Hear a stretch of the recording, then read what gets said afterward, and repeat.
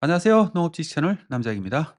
오늘 하나 여쭤보겠습니다. 여러분이 어제 드신 치킨, 오늘 아침에 마신 커피, 그리고 냉장고 속 두부, 이 세 가지의 공통점이 뭘까요? 전부 브라질에서 왔습니다. 한국이 수입하는 닭고기의 86%가 브라질산입니다. 커피 생두의 34%도 브라질에서 옵니다.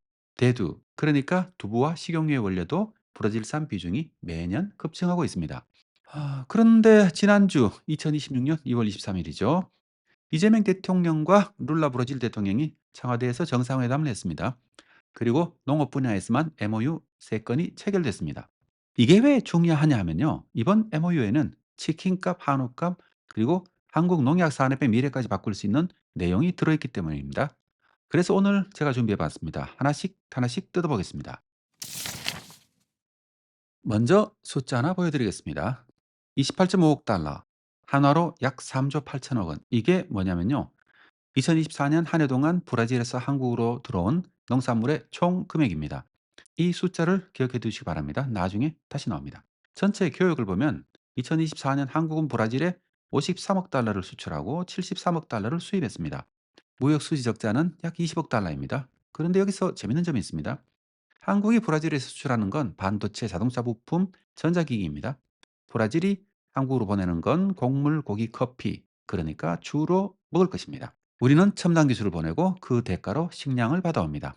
이 구조가 나쁜 건 아니죠. 문제는 얼마나 한쪽으로 쏠려 있느냐입니다. 여러분이 치킨을 시켜 드실 때 그 순살 치킨의 원료가 어디서 오는지 한번 생각해 보신 적이 있습니까? 2024년 한국이 수입한 닭고기 18만 4천 톤 중에서 15만 8천 톤이 브라질산입니다. 비율로 따지면 86%. 한국에서 소비되는 전체 닭고기 79만 톤 기준으로 봐도 약 20%가 브라질에서 옵니다. 그러니까 우리나라에서 여러분이 드시는 닭고기의 20%가 브라질산이라는 뜻입니다. 순살 치킨, 치킨 너겟, 볶음밥용 닭가슴살, 편의점용 도시락 속 닭고기 전부 이 86% 안에 있다 이렇게 말할 수 있겠죠. 커피도 마찬가지입니다. 2025년 8월 기준 한국이 수입한 커피 생두 중에 34% 정도가 브라질산으로 1위입니다.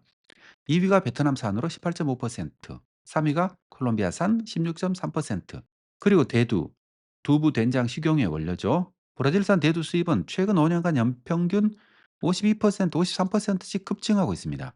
닭고기, 커피, 대두 이 세 가지만 봐도 브라질은 이미 한국 식탁에 보이지 않는 인프라라고 할 수 있죠. 그런데 한 브라질 정상회담을 통해서 이 관계가 한층 더 깊어질 것 같습니다. 정확히 말하면 양방향으로 깊어졌습니다. 한국이 더 많이 사오는 것뿐 아니라 한국이 브라질에 파는 구조도 함께 열렸기 때문입니다. 누가 얼마나 영향을 받을지 지금부터 MOU를 하나씩 뜯어보겠습니다. 이번 협력 패키지에서 가장 직접적으로 가장 빠르게 영향을 받을 분야는 축산업입니다. 두 가지 측면에서 그렇습니다. 하나는 이미 벌어지고 있는 문제, 다른 하나는 곧 벌어질 문제입니다. 먼저 이미 벌어지고 있는 문제, 닭고기입니다. 지난해 5월에 무슨 일이 있었는지 기억하시는 분 계실 겁니다. 브라질 남부 히우그란 지두술주에서 고병원성 조류인플루엔자가 발생했습니다. 문제는 이 지역이 브라질 닭고기 생산량의 60%가 집중된 곳이라는 겁니다. 한국 정부는 바로 다음 날 브라질산 닭고기 수입을 전면 금지했습니다. 그러자 어떤 일이 벌어졌을까요? 당연히 치킨값이 올랐습니다. 수입 닭고기의 86%가 브라질에서 오고 있다고 얘기했잖아요. 대체할 것이 마땅치 않았습니다. 정부가 태국이나 미국에서 추가 물량을 확보하려 했지만은 단기간에 15만 톤을 다른 나라 산으로 채울 수는 없었습니다. 결국 지역화 조치를 적용해서 AI가 발생하지 않은 주에서 생산된 닭고기 한해 수입을 재개했고 8월쯤 물량이 정상으로 들어왔습니다. 결국 브라질산이 들어왔다는 얘기죠. 여기서 드러난 구조적 문제가 있습니다. 86%를 한 나라에 의존하는 것은 식량안보의 사각지대이다라는 것이죠. 다변화라는 말을 많이 하지만 닭고기 시장에서 브라질을 대체할 현실적인 대안은 굉장히 제한적입니다. 미국산은 주로 닭다리 위주이고요. 순살 치킨용 부위는 브라질의 가격 경쟁력을 따라가기 어렵습니다. 이번 정상회담에서 축산물 전자인증 MOU가 별도로 체결됐는데요. 이건 닭고기 교육을 더 원활하게 만드는 장치입니다. 검역 서류를 전자화해서 통관 속도를 높이겠다는 거죠. 한쪽에서는 더 빠르게 들어오고 다른 한쪽에서는 유일한 공급선이 막힐 때 대안이 없는 구조. 이 모순이 지금 한국 닭고기 시장의 현실입니다. 이제 곧 벌어질 문제로 넘어갑니다. 소고기입니다. 현재 브라질산 소고기는 한국에 수입 안 됩니다. 검역 협상이 타결되지 않았기 때문이죠. 그런데 지난주 룰라 대통령이 뭐라고 했는지 혹시 아세요? 공동 언론 발표에서 브라질산 소고기 수출을 위한 위생 검역 요건이 조속히 마무리된다면 한국 소비자에게 이익이 될 수 있음을 이 대통령에게 충분히 설명했다. 이게 브라질 대통령의 말이었습니다. 정상이 직접 공개석상에서 소고기를 언급했습니다. 이건 외교적으로 상당히 강한 시그널이죠. 브라질이 왜 이렇게 적극적인지 숫자를 보면 알 수 있습니다. 브라질은 쇠고기 수출 세계 1위입니다. 2025년 수출량이 약 430만 톤. 한국은 세계 4위의 쇠고기 수입국이죠. 연간량 60만 톤을 수입하는데 현재 미국산 고수산이 시장의 90% 이상을 차지합니다. 브라질 입장에서는 한국은 아직 열리지 않은 미지의 시장인 거죠. 프리미엄 시장입니다. 여기에 더해서 이번 정상회담에서는 양국이 합의한 한메르코스 무역협정 협상 재개도 본격적으로 진행되면 농축산물 시장 개방이 핵심 협상의 의제가 될 것으로 예상됩니다. 한우 농가 입장에서는 이건 매우 민감한 문제입니다. 브라질산 쇠고기는 방대한 목초지와 저렴한 사료를 기반으로 해가지고 가격 경쟁력이 압도적입니다. 만약 검역이 타결되고 관세까지 낮아지면 한우 가격 체제에 구조적인 하방 압력이 생길 수밖에 없죠.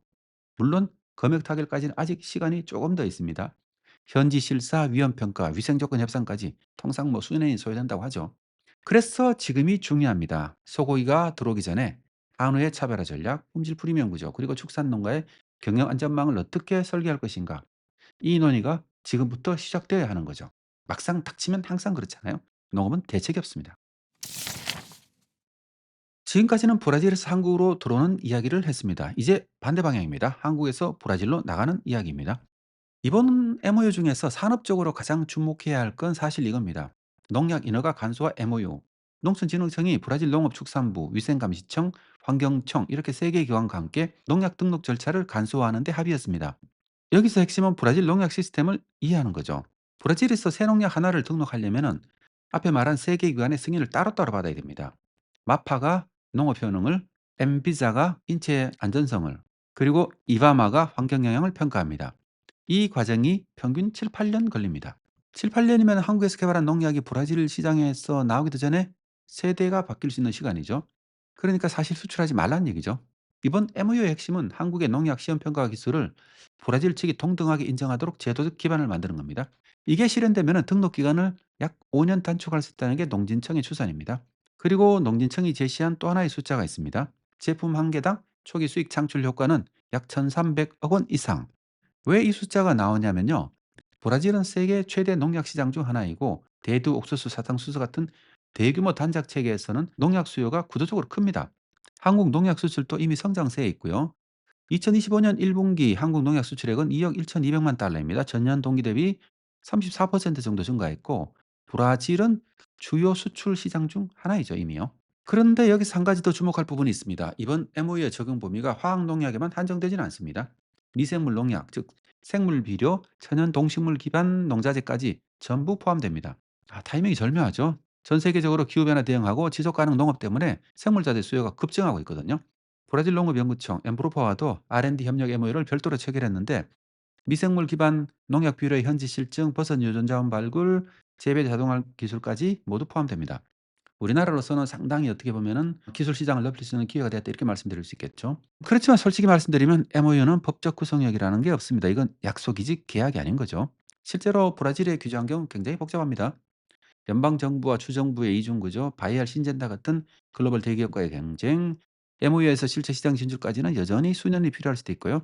하지만 제도적 채널이 열렸다는 것 자체가 기존에 없던 기회인 거죠. 한국 농약 산업이 내수 중심에서 벗어나 가지고 남미라는 거대한 시장에서 체계적으로 접근할 수 있는 첫 번째 제도적 통로가 생긴 겁니다. 만약에 한메르코스 협정이 체결되고 나면은 이건 그대로 또 남미 대부분의 국가에 또 적용될 수 있는 거죠. 세 번째 영향권은 조금 더 넓은 그림입니다. 사료 원료와 곡물 시장, 그리고 그 뒤에 있는 식량 지정학입니다. 한국 축산업의 경영비에서 사료비가 차지하는 비중은 평균 60% 이상입니다. 그 사료의 핵심 원료가 옥수수하고 대두박인데 이 두 품목 모두 브라질 세계 최대 생산국이죠. 브라질의 2025년 시즌 대두 생산량은 약 1억 7,150만 톤, 역대 최대급입니다. 옥수수도 1억 톤 이상 꾸준히 생산하고 있습니다. 물론 옥수수 최대 생산국은 미국이긴 하지만요. 한국 축산농가 입장에서는 브라질 작황이 곧 사료 가격에 결정적인 영향을 미칩니다. 브라질을 가물면 한국 양돈 농가에서 경영비가 올라갑니다. 생산비 60%가 사료라고 했잖아요. 대신에 브라질에서 풍작이면 사료비가 내려가고 축산물이 조금 안정되겠죠. 이미 그런 구조로 연결되어 있습니다. 그런데 여기에 변수가 하나 더 있습니다. 미국과 중국의 무역 전쟁. 이거는 우리 채널에서 별도의 한번 더 다룰 예정입니다.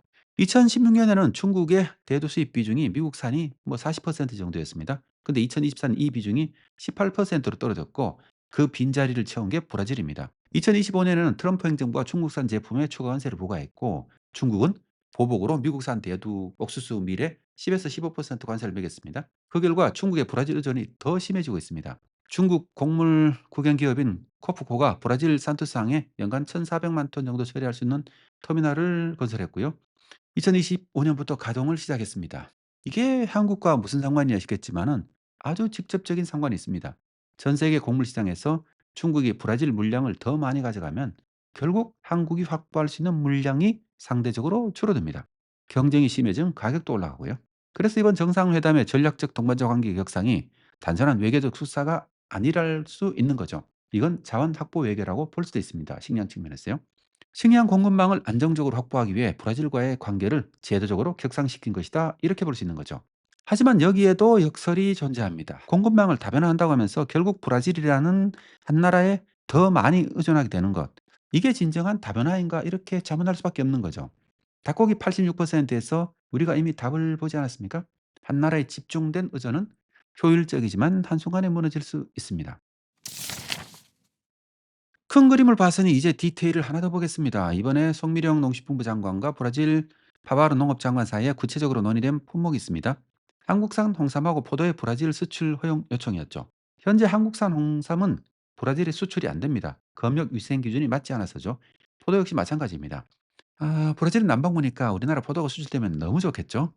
올해 농식품부가 확정한 수출 검역 협상 중점 추진 품목 12개 중에서도 포도와 쇠고기가 포함되어 있었는데 브라질이 직접 의제에 올라온 건 이번이 처음입니다.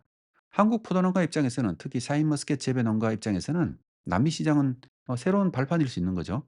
브라질 인구가 2억 1천만 명입니다. 중남미 최대 시장이죠. 물론 아직은 검역 협상이 시작 단계이고 물류비하고 통조라는 현실적 장벽이 있습니다. 하지만 제도적 대화가 시작됐다는 건 가능성의 문이 열렸다는 의미이기도 하죠. 반대 방향도 있습니다. 브라질에서 한국으로 참깨 수입이 새로 승인됐습니다. 지난 2025년 2월이었죠. 이건 작은 품목이지만 양국간 농산물 교역의 품목 범위가 계속 넓어지고 있다 이런 신호로 볼 수 있습니다. 그럼 정리해 보겠습니다. 지난주에 체결된 한 브라질 농업 협력 패키지로 가장 큰 영향을 받을 분야를 순서대로 정리해 보면 이렇습니다. 첫째, 닭고기 가금 산업입니다. 이미 86% 의존 상태에서 교역이 더 원활해질 전망입니다. 소비자에게는 가격 안정성이 높아지겠지만은 단일 국가 의존 리스크는 여전합니다. 둘째는 한우와 쇠고기 산업입니다. 당장은 아니지만 브라질산 쇠고기 수입의 시계가 돌아가기 시작했습니다. 한우 농가에서는 중장기 대비가 필요한 시점입니다. 영양 분석 같은 거 아마 철저하게 분석해야 되겠죠. 셋째, 농약 농자재 기업입니다. 세계 최대 농약 시장 진입 장벽이 제도적으로 낮아질 가능성이 생겼습니다. 한국 농업이 수출 산업으로 전환하는 상징적 출발점이 될 수도 있는 거죠. 넷째, 사료와 축산업 전반입니다. 대두와 옥수수 확보 경쟁이 미중 무역 전쟁으로 심화되는 가운데 브라질과의 공급망 채널 확대는 사료 가격 안정에 도움이 될 것으로 예상됩니다. 다음, 브라질 우전 자체가 리스크일 수도 있고요. 다섯 번째는 K푸드 수출입니다. 앞에도 말씀드렸듯이 홍삼하고 포도 등 고부가치 농산물의 남미 진출 가능성이 열렸습니다. 아직 초기 단계이지만은 2억 인구가 넘는 아주 규모화된 시장이 굉장히 매력적이라고 볼 수 있죠.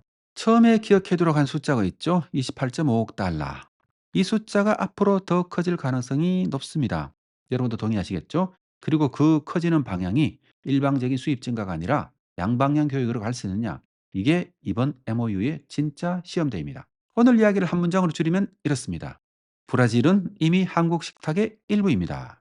문제는 이 관계를 얼마나 전략적으로 설계하느냐죠. 사오기만 하면 종속이 되고요. 팔기도 하면 파트너가 될 수 있습니다. 한 나라에 너무 기대면 위기가 오고 여러 채널을 확보하면 안전성은 높아지고요. 오늘 체결된 MOU가 종이 위의 약속으로 끝날 수도 있고 한국 농업의 새로운 장을 여는 시작점이 될 수도 있습니다. 그건 앞으로 정부와 기업, 농가가 어떤 선택을 하느냐에 달려 있겠죠. 오늘 영상이 그 판단에 작은 도움이 되었으면 합니다. 농업지식 채널 지타였습니다. 고맙습니다.